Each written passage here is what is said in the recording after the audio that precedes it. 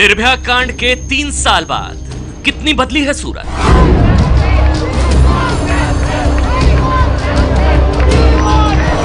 सोलह दिसंबर की दर्दनाक रात के बाद कितनी सुरक्षित हैं महिलाएं।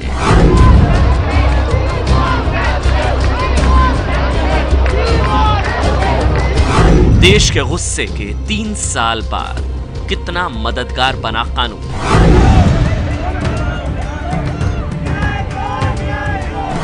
निर्भया केस के नाबालिग गुनहगार की रिहाई पर एबीपी न्यूज और नीलसन ने दिल्ली एनसीआर में किया है सर्वे और जाना है महिला सुरक्षा का हाल।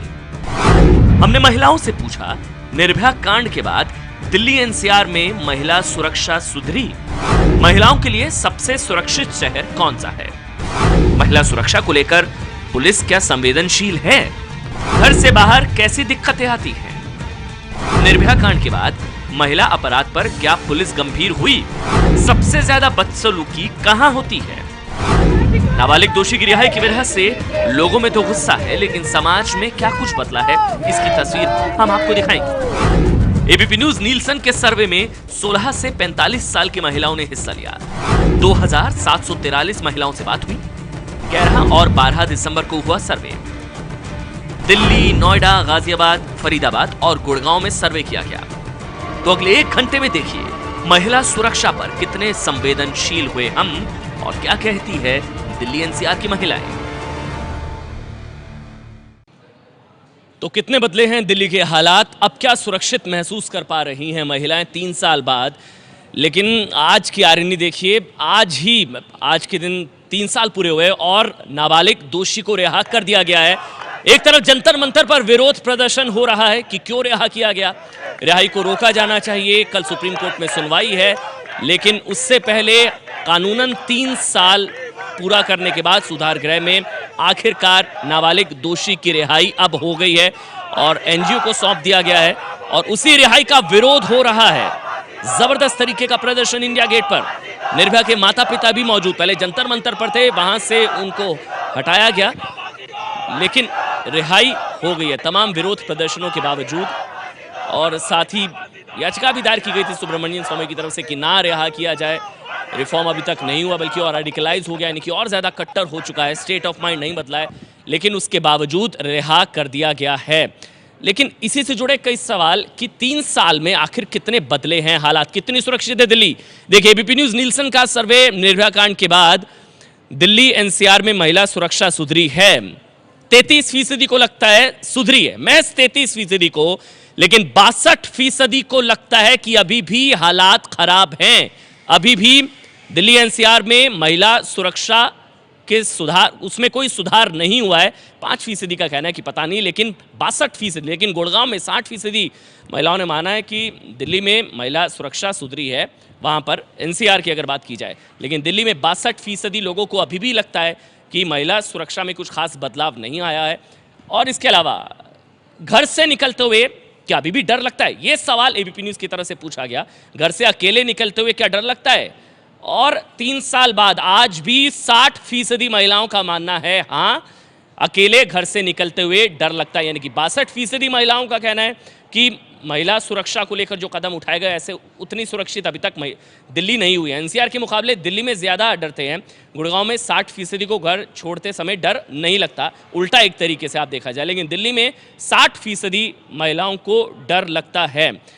लेकिन कई तरह के सवाल इस पर जरूर खड़े हो रहे हैं कि 3 साल बाद भी अगर ये हालात हैं तो फिर हालात आखिर किस कदर बदले हैं, क्योंकि जस्टिस वर्मा की कमेटी भी बनाई गई थी। तो कई तरह के सवाल हैं। मेरा सवाल सबसे पहले आप ही से है, तो जो किया उसका क्या? आज भी 62% महिलाएं कह रही हैं कि सुरक्षित नहीं महसूस करती वो। मैं स्वयं एक विधायक होने के नाते आपसे बात नहीं कर रही, लेकिन एक महिला होने के नाते मैं जरूर ये कहूँगी कि दिल्ली के अंदर महिलाएं आज भी सुरक्षित नहीं हैं। सुरक्षित नहीं है, ऐसा क्यों है? 3 साल बाद भी ऐसे हालात क्यों हैं, क्यों नहीं बदले? देखिए, अगर आप इसमें बात अगर आप खोलने लगेंगे तो सच्चाई तो ये है कि कहीं ना कहीं काफ़ी राजनीतिक दलों ने काफ़ी कुछ प्रॉमिस किया था, लेकिन किया नहीं। लेकिन अगर राजनीति से ऊपर उठ के अगर मैं बात कहूँगी तो इतना कहूँगी कि बहुत बहस होती है, पिछले 3 साल से नहीं, बहुत सालों से हो रही है महिला सुरक्षा के ऊपर। अल्टीमेटली इस पे आ जाती है कि आपके बच्चे की, लड़के की परवरिश कैसी है, क्या आप उसको महिला से अलग समझते हैं, घर में कैसे परवरिश करते हैं? क्योंकि मैं आपको बता दूं, कोई स्कूल कॉलेज की किताब आपको महिला के खिलाफ दुष्कर्म या बलात्कार नहीं सिखाता, महिला को मारना पीटना नहीं सिखाता। ये घर में, आपके आसपास के सोसाइटल माहौल में, सामाजिक माहौल। आप जो परवरिश पर सवाल उठा रही है, हमारे साथ ज्योति गुप्ता प्रिंसिपल हैं। मैम, ये परवरिश की वजह से ये हालात हैं क्या? काफ़ी कुछ इसका परवरिश की का भी असर होता है। हमें जेंडर सेंसिटाइजेशन बच्चों की करनी चाहिए। वो ना सिर्फ घर में करनी चाहिए, स्कूल्स में भी करनी चाहिए। बताना चाहिए कैसे लड़कों को लड़कियों के साथ पेश आना चाहिए। ये बात घर में भी सिखाई जानी चाहिए। एक ही परिवार में लड़के और लड़कियां होते हैं तो माँ बाप का फ़र्ज़ है ये बताने का कि किस तरह से एक दूसरे के साथ बिहेव करें। लेकिन आज भी 60% महिलाओं को घर से रात में निकलने में अकेले डर लगता है। देखिए, ये तो घर से निकलने की बात है, डर है, लेकिन मैं आपको ये बताऊं कि एक स्टैटिस्टिक्स के मुताबिक 97% जो अपराध महिलाओं के साथ होता है उनके जानकार, उनके जानने वाले, उनके करीब के जो मर्द हैं वो करते हैं। नूपुर की बात सही है कि हमें सेंसिटाइजेशन करना है, इनकी भी बात सही है, हमें सेंसिटाइजेशन करना है, लेकिन सेंसिटाइजेशन हम उन्हें कर रहे हैं जो ऑलरेडी सेंसिटाइज होना चाहते हैं। तो सिस्टम में मुझे लगता है कि ये जो मुद्दा इस वक्त है कि जो एक इतना बड़ा भयानक अपराधी आज बाहर है, आज वो बाहर फ्रीली घूम रहा है, तो कहीं ना कहीं हमें अपने जो लीगल सिस्टम है उस पर काम करना ज़रूरी है। उसके साथ साथ मुझे ऐसा लगता है कि सवाल ही सवाल हैं और इसके जवाब देने के लिए हम सबको एक मतलब जेंडर सेंसिटाइजेशन से कुछ फर्क पड़ेगा? जेंडर सेंसिटाइजेशन होगी तो शायद हमें ये तो समझ आएगा कि कैसे लड़के लड़कियों को एक दूसरे के साथ पेश आना चाहिए। साथ साथ हमको इस बात को भी नहीं इग्नोर करना चाहिए कि हमारे देश में हमारे जो बच्चे हैं, हमारे देश के जो बच्चे हैं वो भी सेफ़ नहीं है। पॉक्सो का कानून आया है, बच्चों के खिलाफ जो सेक्शुअल वायलेंसेस होती हैं, जिस तरह के सेक्शुअल ऑफेंसेस होते हैं, सिर्फ लड़कियों के साथ नहीं, छोटी बच्चियों के साथ नहीं, छोटे लड़कों के साथ होते हैं। और इन सुधार केंद्र में जो सोडोमी के जो किस्से होते हैं, जो रोज़ अखबारों के अंदर पढ़ते हैं, ये जो हमारे जो रिलीजियस इंस्टीट्यूशंस हैं, मदरसास वगैरह के अंदर जहाँ पर पढ़ते हैं कि इतना छोटे छोटे लड़कों को सोडोमाइज किया जाता है, उन सबको भी तो लेकिन ये चर्चा तो वर्तिका 3 साल पहले भी हो रही थी। 3 साल बाद जस्टिस वर्मा कमेटी बनी, निर्भया को लेकर फंड बना, तमाम तरह के कदम उठाए गए, पार्लियामेंट ने लॉ को इनेक्ट किया, तो फिर आज भी वही क्यों? देखिए, निर्भया फंड भी जो आया उसके बाद काफ़ी कर्टेल किया गया, हम ये भी जानते हैं। और ये भी जानते हैं कि जितने 660 रेप क्राइसिस सेंटर्स को खोले जाने की बात हुई थी, उसको भी आधे से कम कर दिया गया था। लेकिन इंपॉर्टेंट बात मुझे ऐसा लगता है अमन कि हमारे यहाँ संवाद की बड़ी समस्या है। हम ये कहते हैं आपके साथ अपराध हुआ, पुलिस के पास जाइए, उसके बाद क्या होता है इसके बारे में कोई बात नहीं करना चाहता। पुलिस के बाद जाने के बाद जो पेन की जो दूसरी कड़ी शुरू होती है और जो डिफेमेशन होता है एक पीड़ित का, उससे लेकर हम जब तक बहुत स्ट्रिक्टली खड़े नहीं होंगे और जब तक जुडिशियल प्रोसेस फास्ट नहीं होगा, इस देश से अपराध कम होने की कोई संभावना नहीं है। मुझे भी रात को बाहर निकलने से डर लगता है, मेरे जैसे बहुत सारे लोगों को डर लगता है। और हमें ये भी लगता है कि ज़रूरत के समय आप किसको बुलाएंगे, ये अपने आप में बड़ा गहरा सवाल है। नहीं, लेकिन और भी कई तरह के सवाल, एबीपी न्यूज़ नीलसन का जो सर्वे हमने दिल्ली की महिलाओं से पूछे और उनके क्या जवाब आए, एक बार वो भी हम आपको बता देते हैं। क्योंकि कई तरह के सवाल हमने असल में नब्ज टटोलने की कोशिश इस तरह से की है कि दिल्ली में महिलाएं कितनी सुरक्षित हैं, दिन के मुकाबले रात में घर से निकलने में क्या ज़्यादा डर महसूस करती हैं, और भी कुछ सवाल जो हमने पूछे हैं। देखिए, क्या दिन की तुलना में रात में ज़्यादा डर लगता है? 77% हाँ, कदम उठाने की ज़रूरत है, क्योंकि आज भी 77% महिलाएं डरती हैं रात को घरों से निकलने में दिन की तुलना में। 17% कह रही है नहीं, लेकिन 6% का कहना है कि पता नहीं। लेकिन 77%, हालांकि युवाओं में ज़्यादा डर है, लेकिन गुड़गांव में महिलाओं को रात में ज़्यादा डर नहीं लगता। गुड़गांव में हालात थोड़े बेहतर हैं एनसीआर अगर गुड़गांव की बात की जाए। लेकिन एक और सवाल, महत्वपूर्ण सवाल पूछा गया, महिलाओं के लिए सबसे असुरक्षित शहर कौन सा है? आप जवाब देखकर हैरान हो गए होंगे। राष्ट्रीय राजधानी दिल्ली, देश की राजधानी दिल्ली, 76% लोगों के मुताबिक महिलाओं के लिए सबसे असुरक्षित शहर दिल्ली है। 76% महिलाओं के हिसाब से। 7% महिलाओं ने कहा है मुंबई, 1% कोलकाता, 1% चेन्नई और 15% ने कहा है कि हर जगह इस तरह से असुरक्षा की भावना है। लेकिन और 3/4 लोग मानते हैं कि दिल्ली सबसे ज्यादा असुरक्षित है। 3/4 यानी कि 76% लोग अभी भी मानते हैं कि सबसे ज्यादा दिल्ली, और दिल्ली में ये निर्भया कांड हुआ था और 3 साल बाद भी आज भी आपको बता दें 76%, मतलब मैम आप कुछ कहना चाह रही हैं, आज भी 76% दिल्ली को सबसे ज्यादा सुरक्षित मानते हैं। देखिए, मुझे दुख ये है कि इस पैनल में सब महिलाएं हैं और हम सिर्फ जेंडर सेंसिटाइजेशन तक सीमित रह गए। अगर यही था तो हम सब सरकारों को क्यों इल्ज़ाम लगाते हैं, फिर तो हमें कुछ करने की ज़रूरत नहीं, सिर्फ घर पे ही सब ठीक कीजिए। देखिए, जब तक आपके लॉज डेटरेंट नहीं होंगे, लॉज इस समय डेटरेंट है, कुछ चेंजेस जहाँ पे ज़रूरी है वो हमें करने हैं, जैसे जुवेनाइल जस्टिस के अंदर करना है, लेकिन उसके बाद जो पूरा जुडिशियल प्रोसेस है, justice delayed is justice denied. तो जिस तरीके का जो प्रोसेस है, अगर आप जुडिशियल रिफॉर्म्स नहीं लाएंगे, आप पुलिस रिफॉर्म्स नहीं लाएंगे, तो जो आप 3 साल से बहस कर रहे हैं वो बहस अगले 3 साल भी करते हैं। आपने एक महत्वपूर्ण बात बताई। मेरा सवाल आपसे ये है कि क्या सख्त सजा का प्रावधान करना रोकता है? क्या डेटरेंट होता है? स्ट्रिक्ट लॉ, स्ट्रिक्ट पनिशमेंट क्या डेटरेंट होता है? देखिए, सख्त सज़ा जो है वो डेटरेंट तब होगी जब कन्विक्शन 100% होगा। आज रेप केसेस में कन्विक्शन 22% है, मतलब ऑलमोस्ट 100 में 80 रेपिस्ट छूट जाते हैं। तो कन्विक्शन रेट आपका इतना पुअर है। आज एक साल में एनसीआरबी फिगर्स कहते हैं कि दिल्ली में 20% क्राइम बढ़ा है और उसमें एफआईआर रजिस्ट्रेशन बहुत ही नेग्लिजिबल है। तो उस कानून आप ले आए, निर्भया के रेपिस्ट आज भी फांसी नहीं चढ़ी है, सुप्रीम कोर्ट ने उनको स्टे कर दिया है। तो अपराध में और जो सज़ा है उसमें इतना गैप हो जाता है कि डेटरेंस हो नहीं पाता, लोग भूल जाते हैं इनको किस चीज के लिए सजा दी। कन्विक्शन रेट बहुत ज्यादा कम है, जेंडर सेंसिटाइजेशन की जरूरत है और भी कई तरह के कदम उठाए जाने की जरूरत है, लेकिन 76% लोगों का मानना है कि महिलाओं के लिए सबसे असुरक्षित शहर आज भी दिल्ली है। यह हैरान कर देने वाली बात निकल कर आएगी। निर्भया कांड के नाबालिग दोषी की रिहाई हो गई है, लेकिन 3 साल में कितने बदले हैं हालात, क्योंकि विरोध किया जा रहा है कि गलत मैसेज जाएगा, समाज के लिए खतरा होगा, लेकिन रिहाई हो गई है। लेकिन एबीपी नीलसन का जो सर्वे है उसमें हमने सवाल पूछा कि महिला सुरक्षा को लेकर कौन सी सरकार जागरूक है या कदम उठाए गए हैं जो ज्यादा जागरूक नजर आ रही है सरकार। केंद्र सरकार, 25% लोगों को लगता है कि केंद्र सरकार ज्यादा जागरूक है महिला सुरक्षा को लेकर।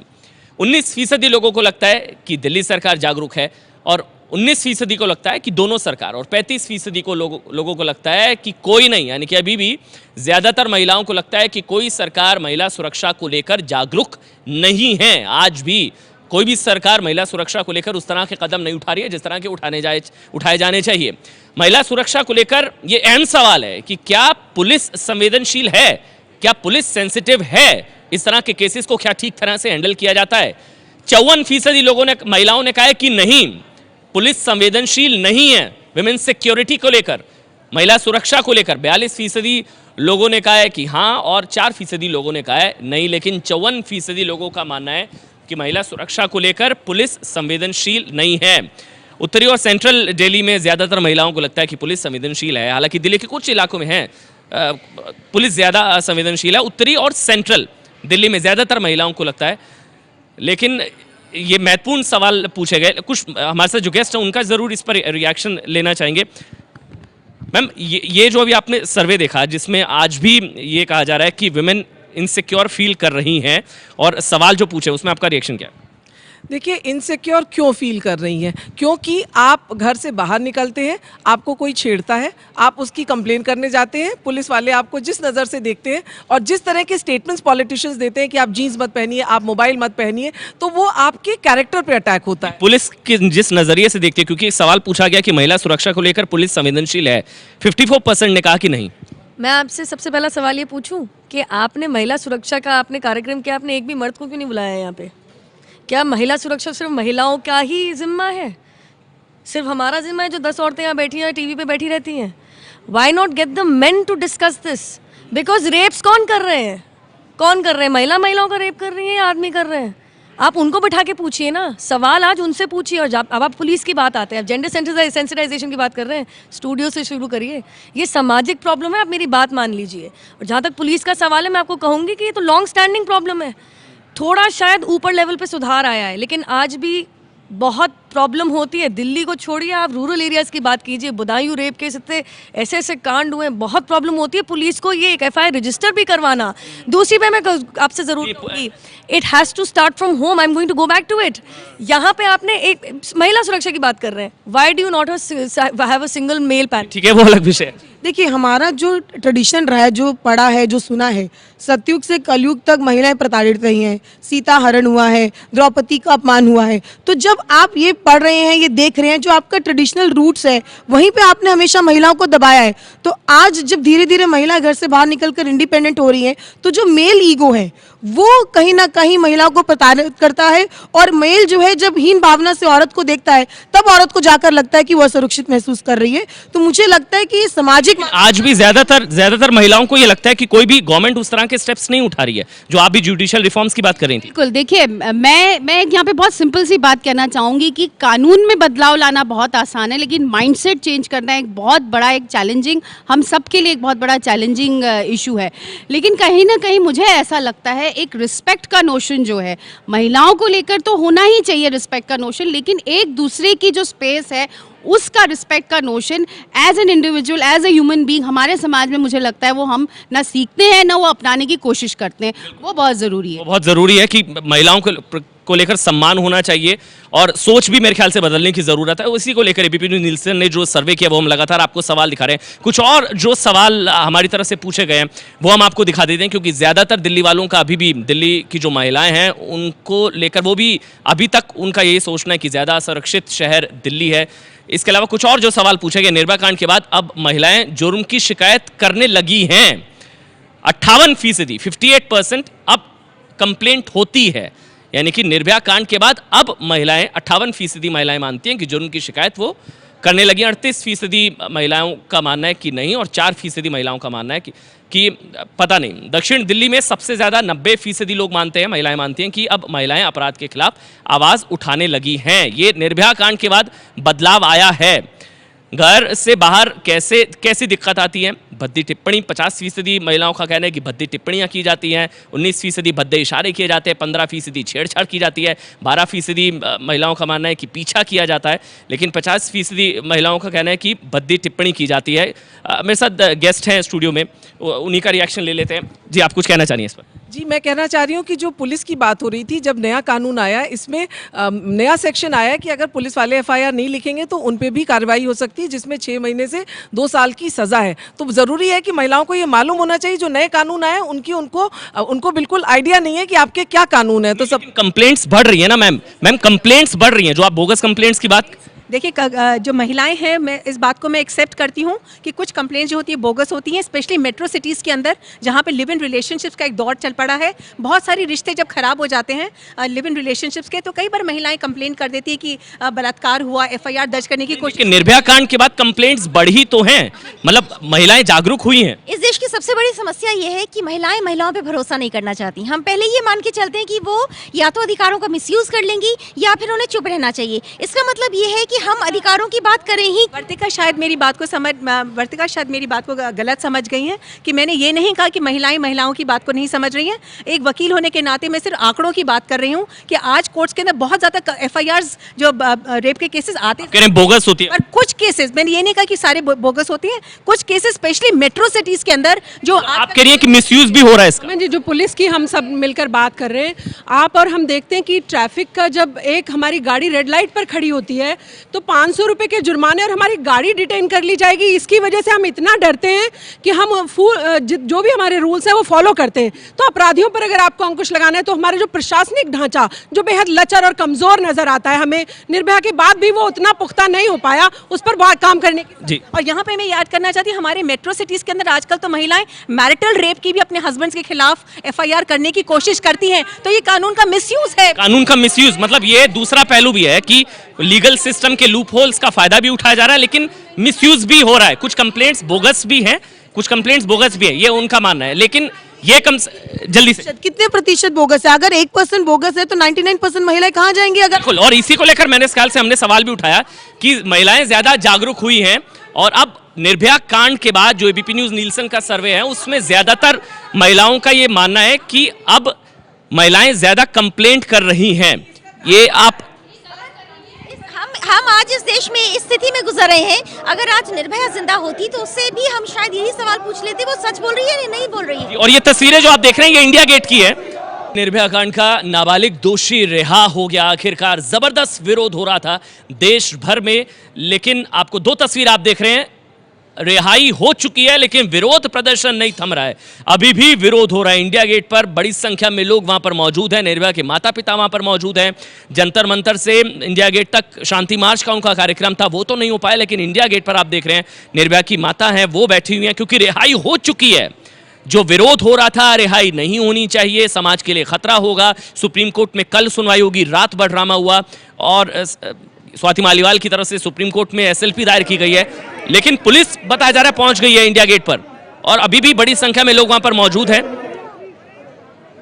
ये देखिए, आप तस्वीरों में देख रहे हैं निर्भया के माता पिता कुछ आपस में बात कर रहे हैं, क्योंकि रिहाई हो चुकी है। जिस बात का विरोध किया जा रहा था कि रिहाई नहीं होनी चाहिए, आपको बता दें नाबालिग दोषी की रिहाई हो चुकी है। 3 साल सुधार गृह में काटने के बाद कानूनन उसको आगे नहीं रखा जा सकता था, लेकिन 3 साल में कितने बदले हालात। और आप एबीपी न्यूज नीलसन का सर्वे देख रहे हैं। अगला सवाल आपको बताते हैं, महिलाओं से सबसे ज्यादा बदसलूकी कहां होती है? 49% महिलाओं ने कहा है कि बाजार में, मार्केट प्लेसेस में। इसके अलावा 23% ने कहा है सड़क पर, 18% ने कहा है कि बस स्टॉप पर, 4% महिलाओं ने कहा है कि कैब में और 3% महिलाओं ने कहा है मेट्रो स्टेशन पर। यानी कि पब्लिक प्लेस जो है वो अभी भी सिक्योर नहीं है। ज्यादातर महिलाएं मानती हैं कि बाजार सबसे ज्यादा असुरक्षित हैं। और आपको बता दें, दिल्ली में ऑड इवन का फॉर्मूला तो आ रहा है, लेकिन पब्लिक प्लेस कितने ज्यादा सुरक्षित हैं, ये सवाल जरूर खड़ा हो रहा है। ये सवाल उठेगा क्योंकि आपकी सरकार ऑड इवन फॉर्मूला ला रही है, लेकिन अभी भी 49% महिलाएं मानती हैं कि पब्लिक प्लेसेस सिक्योर नहीं है। पब्लिक ट्रांसपोर्ट का इस्तेमाल किया जाएगा सड़क पर, बाजार में, तो गाड़ी नहीं तो फिर ये इस जो ऑड इवन स्कीम है उसका क्या फायदा? देखिए, मैं एक बात मैं स्वयं आपसे पूछूं अमन जी, ये इतने सारे आंकड़े जो आप दिखा रहे हैं और इतनी सारी बातें महिलाओं के माध्यम से आप समाज को पहुंचाने का प्रयास कर रहे हैं, सिर्फ आप तनों को, पत्तों को, फूल और पत्तियों को छू रहे हैं, उसकी जड़ में जाने का प्रयास नहीं कर रहे हैं। यहाँ 10 महिलाएं बैठी हैं और आपके चैनल के माध्यम से मैं सभी को ये कहना चाहूँगी कि आप छोड़ दीजिए, आप आम आदमी पार्टी की हैं, आप बीजेपी की, आप कांग्रेस की हैं, आप वकील हैं, आप प्रोफेसर हैं, आप क्या हैं, महिलाओं का एक मंच होना चाहिए। और महिलाएं किस तरह से मंच तो एबीपी न्यूज दे रहा है ना, वो जो आप सवाल पूछ रही थी, मंच तो एबीपी न्यूज दे रहा है ना। मैं इतना जरूर कहूंगी कि हाँ, आप जो पब्लिक ट्रांसपोर्ट की बात कह रहे हैं, जितना अनइनवाइटेड हैरेसमेंट शायद दिल्ली मेट्रो में और बसों में हो जाता है, वो कहीं नहीं होता, क्योंकि मैं आज की तारीख में भी मैं मेट्रो लेती हूँ। पब्लिक ट्रांसपोर्ट फिर ऑड इवन सेफ नहीं है, और इसीलिए मैं हाँ ये ज़रूर कहूँगी कि हमारी सरकार ने ऑड इवन के पीछे जो इंटेंशन है, जो नीति जो उन्होंने निकाली है, उसमें हमारी सरकार का इनको समर्थन। इंटेंशन ठीक है, होमवर्क पूरा नहीं है। बिल्कुल होमवर्क पूरा नहीं है। जो लेट नाइट कॉल सेंटर से महिलाएं आती हैं और इस तरह से आप बात कर रहे हैं, बिल्कुल सही, 50% महिलाएं हैं। और ऑड इवन में सेफ्टी आप कैसे देंगे? जिनको अपनी पर्सनल कार, आज भी लोग टैक्सीज में जाते हैं, उबर का केस देख लीजिए आप, टैक्सीज आर सो अनसेफ। आज पेरेंट्स खुद अपनी लड़कियों को, प्लेसेस से क्यों नहीं? देखिए, आइडिया अच्छा है, लेकिन आइडिया अगर बिना प्लानिंग के हो तो फिर वो अनाउंसमेंट बनकर रह जाता है। सबसे बड़ी बात है कि महिला थाने की बात की थी, वो कहाँ पे है? मार्शल्स और कमांडोज की बात की थी पब्लिक ट्रांसपोर्ट में, वो कहाँ पर है? तो आप सही मायने में एग्जीक्यूट तो कुछ कर नहीं रहे, आप अनाउंसमेंट करते रहेंगे, तो इससे तो महिला सुरक्षा। होमवर्क नहीं पूरी तरह से किया गया था, क्योंकि आप तो प्रिंसिपल हैं, कई स्कूल में बच्चे आते होंगे, तो ये तो एक इशू जरूर बनता होगा कि पब्लिक प्लेसेस सिक्योर नहीं है। पब्लिक प्लेसेस बिल्कुल सिक्योर नहीं है। जितना लड़कियों को हैरेस बाज़ार में या पब्लिक प्लेसेस पे किया जाता है, वो हम सब लोग जानते हैं। सभी महिलाएं बैठी हैं यहाँ पे, कितना सेफ है एक डीटीसी बस में जाना या एक मेट्रो में जाना, हम सबको पता है। तो अगर हम लड़कियों को ऑड इवन के चक्कर में डाल देंगे, इसका मतलब उनको काम करने या बाहर निकलने पे कब लगा दें। मतलब ये है कि इंटेंशन पर सवाल नहीं। एक और सवाल ले लेते हैं, क्योंकि इंटेंशन पर कोई यहाँ पर सवाल नहीं उठा रहा कि ऑड इवन को लेकर पॉल्यूशन जो कर्टेल करने की बात की गई है, उस पर कोई सवाल नहीं उठा रहा, लेकिन क्या पूरी तरह से होमवर्क किया गया था? क्योंकि एबीपी न्यूज नीलसन का सर्वे ये बता रहा है कि अभी भी पब्लिक प्लेसेस में, बाजार में, सड़कों पर महिलाएं अपने आप को सुरक्षित महसूस नहीं कर रही हैं। निर्भया कांड के बाद बस, ट्रेन, मेट्रो में महिला सुरक्षा क्या सुधरी है? 57% महिलाओं ने कहा है कि नहीं, बस, ट्रेन, मेट्रो में महिला सुरक्षा नहीं सुधरी है। 57% महिलाओं का कहना है। 43% महिलाओं ने कहा है कि हाँ, कुछ सुधार जरूर हुआ है। यानी कि 57% महिलाओं का अभी भी कहना है कि जो पब्लिक ट्रांसपोर्ट है, मेरे ख्याल से यही सवाल मैं आपसे पूछ रहा, पब्लिक ट्रांसपोर्ट। जी जी, मैं एक बात बता दूं, वैसे इन्होंने लेडीज एग्जेम्प्ट करी हैं, लेकिन रात को सिंगल लेडी ड्राइवर्स कितनी निकलती हैं दिल्ली को सुरक्षित समझ के।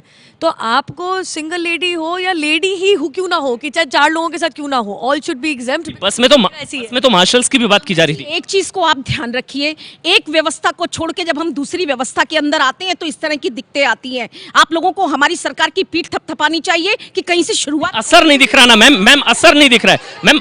नहीं, बसेज में मार्शल्स की बात थी। जी जी, मैं ये भी पूछना चाह रही हूँ, सीसीटीवी लग गए क्या और सीसीटीवी काम कर रहे हैं क्या, और जब कुछ होगा तो उनका रिएक्शन उनको मॉनिटर कौन करे? अभी तक बसेस के अंदर जीपीएस, जो स्कूटर्स एंड स्कूटर्स के अंदर, 3 व्हीलर्स के अंदर जो बसेस में जीपीएस लगने थे वो अभी तक नहीं लगे हैं। तो रात के अंधेरे सीसीटीवी नहीं है, जीपीएस नहीं है, मार्शल्स नहीं है।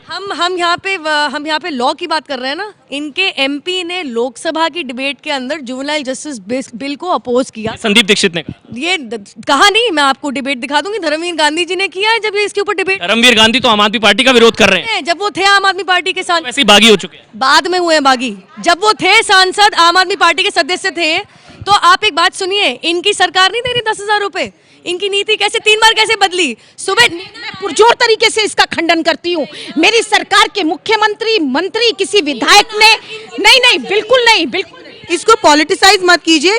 सेल्फ एप्रिसिएशन इतना अच्छा नहीं होता है। आपकी सरकार सुरक्षा देने में विफल है, आपको ये मानना होगा, और आप जो भी कर रहे हैं वो एनजीटी के तो पार्टीसन तरीके से आज ना देखे, कम से कम आज इसको पार्टीसन तरीके से ना देखे, आज राजनीति ना की जाए। अच्छा, एक और सवाल हम देख लेते हैं कि क्या दिल्ली की बसेज में जो मार्शल्स, क्योंकि यहाँ पर ये कहा जा रहा है ना सीसीटीवी नजर आ रहे हैं ना मार्शल्स हैं, और जो कई तरह के सुझाव दिए गए थे दिल्ली सरकार की तरफ से, लेकिन क्या बसेज में मार्शल्स नजर आ रहे हैं? ये एक बार सवाल जब हमने पूछा कि निर्भया कांड के बाद क्या डीटीसी बसेज में मार्शल दिखे, 72%, 72%, 72% महिलाओं ने कहा कि नहीं, कोई मार्शल्स वहां पर नजर नहीं आया। और इसी वजह से तो है कि अभी भी इनसिक्योर लेडीज महसूस कर रही हैं बसेस के अंदर, क्योंकि मार्शल्स का अगर जिक्र किया जा रहा था तो मार्शल्स तो नजर ही नहीं आ रहे हैं। 72% महिलाएं कह रही हैं। अरे सर, लगभग नहीं, आप आ रहे हैं, हमें कहीं नजर नहीं आ रहे। आ रहे हैं आपको? देखिए बिल्कुल नजर नहीं आ रहे हैं, पीसीआर वैन्स भी नहीं दिख रहे। अब मार्शल्स नजर आते हैं बस में? नहीं, कहीं बसेस में मार्शल नजर नहीं आते हैं आपको नजर? कहीं नजर नहीं आते। आपको आते हैं मैम मार्शल्स नजर? देखिए, मुझे मार्शल नहीं नजर आते, लेकिन जो मैं यहाँ कहना चाह रही हूँ कि आपको पब्लिक ने इतना बड़ा मैंडेट दिया है, उसके बाद भी आप चाहते हैं कि आपको एक और मंच बनाना पड़े। मुझे लगता है कहीं ना कहीं क्या बसेस में मार्शल्स नजर आते हैं शबनम जी? नजर नहीं आते हैं, लेकिन सबसे जो प्रायोरिटी पे इनको काम रखना चाहिए था, या ऑड इवन के चक्कर में नहीं फंसाना चाहिए था। सबसे पहला काम था महिलाओं को सुरक्षा देना, वो चाहे सीसीटीवी कैमरास लगाने हो, ऐसे जो आपने एरियाज बताए थे जो डार्क है, जहां पर सख्त जरूरत थी लाइटिंग की, आपने अभी तक वो काम नहीं किया। ये तस्वीरें आप देख रहे हैं, वो तस्वीरें जो कल नजर आई थी।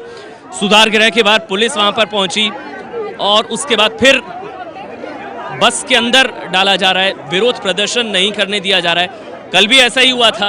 निर्भया के माता पिता को इसी तरह से जबरदस्ती, आपको बता दें, उनके पिता को जबरदस्ती पुलिस ने बस के अंदर डाल दिया था।